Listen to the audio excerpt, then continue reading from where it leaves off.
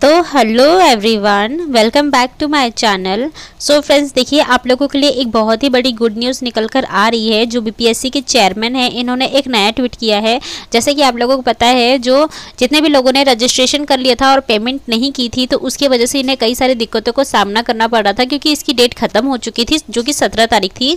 और जो चेयरमैन है, उन्होंने ये कहा था कि जिन्होंने रजिस्ट्रेशन करा दिया और पेमेंट नहीं किया है, तो उनका फॉर्म स्वतः ही रद्द हो जाएगा। लेकिन अब इस पर जो चेयरमैन है बीपीएससी के, इन्होंने बहुत बड़ी राहत दी है कि इसके लिए एक डेट जारी कर दी गई है, जिसमें आप लोग अपना रजिस्ट्रेशन करने के बाद पेमेंट कर सकते हैं। और बिना पेमेंट किए फ्रेंड्स फॉर्म नहीं आपका एक्सेप्ट होगा, इसलिए पेमेंट तुरंत ही कर दीजिएगा। और साथ ही साथ जो 75% का आरक्षण बिहार में लागू होने वाला है, तो वो किस तरह से और किस कैटेगरी में लागू होने वाला है, तो इसी से रिलेटेड ये वीडियो है। और सबसे बड़ी बात ये निकल के आ रही है कि इस भर्ती पे क्या ये आरक्षण लागू होगा। तो चलिए यही न्यूज़ देख लेते हैं आज, और चलिए वीडियो स्टार्ट करते हैं। तो पहले मैं आपको बता दूं, अतुल प्रसाद जी ने जो ट्वीट किया है, all those TRE 2.0 registered candidates who couldn't make their payment after registration are provided one last chance. देखिए इन्होंने साफ साफ कहा है, one last chance to make their payment on 23-24 November, filing which their registration shall stand cancelled. तो देखिए वे सभी TRE 2.0 पंजीकृत उम्मीदवार जो पंजीकरण के बाद अपना भुगतान नहीं कर सके हैं, उन्हें 23-24 नवंबर को अपना भुगतान करने का एक आखिरी मौका दिया गया है। अन्यथा उनका पंजीकरण रद्द कर दिया जाएगा, सीधे से कैंसिल कर दिया जाएगा। आपको 23 से 24 2 तारीख में ही रजिस्ट्रेशन के बाद पेमेंट करनी होगी। अगर आपने पेमेंट नहीं किया तो ये सीधे से ही रद्द कर दिया जाएगा। सेकेंड न्यूज़ है, ये देखिए, प्रक्रियाधीन व नई भर्तियों में भी लागू होगा बढ़ा आरक्षण। तो यहाँ पर देख लीजिए, यहाँ पर बिहार में 75% फीसदी आरक्षण लागू होने वाला है। और विधेयक को राज्यपाल की मंजूरी के तुरंत बाद सरकार ने जारी की अधियाचना सूचना। तो देखिए, सबसे पहले सरकारी नौकरी व दाखिलों में मिलेगा आरक्षण। किसे कितना, पहला देखिए, SC को पहले 16 था, अब 20 हो गया है। ST को 1% था, अब 2 हो गया है। EBC 18 से 25 हो गया है। BC 12 से 18 हो गया। और गरीब सवर्ण तो जो 10 था पहले भी, यानी EWS, तो यानी कि उनका अभी भी वैसे का वैसा ही है।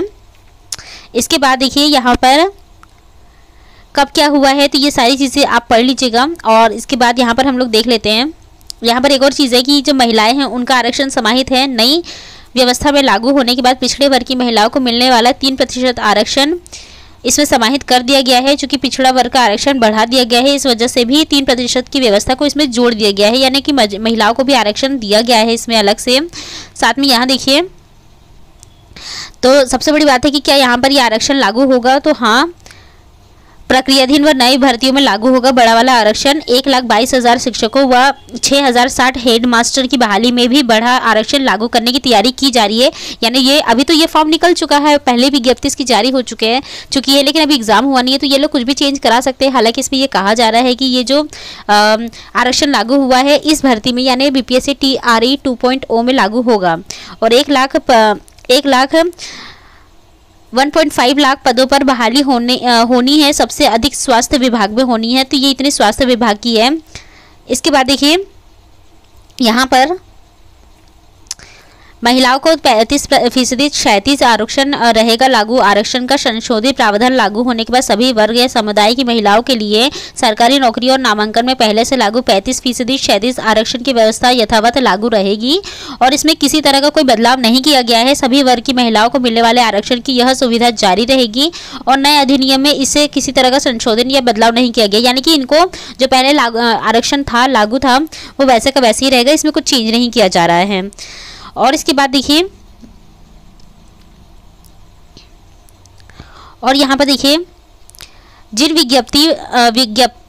विज्ञापित पदों पर प्रक्रिया पूरी नहीं हुई है, वहाँ भी नई आरक्षण व्यवस्था का लाभ मिलेगा। यानी कि इनकी प्रक्रिया तो अभी पूरी हुई नहीं है, अभी चल रही है, जैसे कि आप लोगों को पता है, अभी इसका चल रहा है सारा का सारा मामला।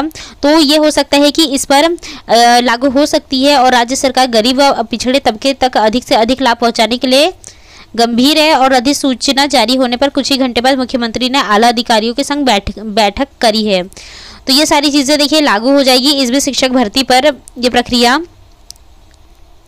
बिहार में नया आरक्षण फार्मूला लागू हो गया है। लागू हो गया है और राज्य सरकार की ओर से आरक्षण लागू करने की अधिसूचना जारी कर दी गई है। इसके साथ ही मंगलवार से राज्य में जो भी रिक्तियां निकलेगी यानी मंगलवार से उसमें नया आरक्षण फार्मूला लागू होगा। और सूत्रों से प्राप्त जानकारी के मुताबिक बिहार सरकार द्वारा विज्ञापित उन पदों पर भी जिनकी नियुक्ति की प्रक्रिया चल रही है उसमें आरक्षण की नई व्यवस्था लागू करने की तैयारी है। राज्य सरकार इसको लेकर गंभीर और गरीब पिछड़े तबके तक अधिकाधिक लाभ पहुँचे, इसलिए ये लोग राज्यपाल की मुहर और सरकार द्वारा आरक्षित वर्ग के लिए 15% कोटा बढ़ाने की अधिसूचना जारी होने के महज कुछ ही घंटों बाद मुख्यमंत्री नीतीश कुमार ने आला अधिकारियों के साथ उच्च स्तरीय बैठक की है और उन्होंने बढ़े हुए आरक्षण को तत्काल प्रभाव से तथा पूर्ण रूप से लागू करने के निर्देश सभी महकमों को दे दिया गया है।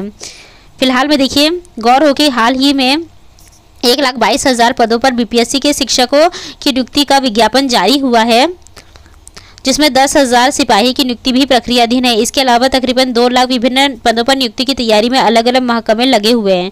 तो इस तरह से महागठबंधन सरकार ने 10 लाख नौकरी देने का वादा किया। इसमें से 1,20,000 शिक्षकों की बहाली हो गई और इसके अलावा 1,22,000 शिक्षकों की बहाली के लिए आवेदन चल रहा है, जबकि 6,060 पदों पर हेडमास्टर की बहाली की अनुशंसा मंगलवार को ही शिक्षा विभाग ने सामान्य प्रशासन से की है और सभी कई विभागों में हजारों की संख्या में नियुक्ति आनी है। तो इस तरह से सभी पर ये आरक्षण 70% लागू होगा और देखते हैं 75% आरक्षण लागू होगा।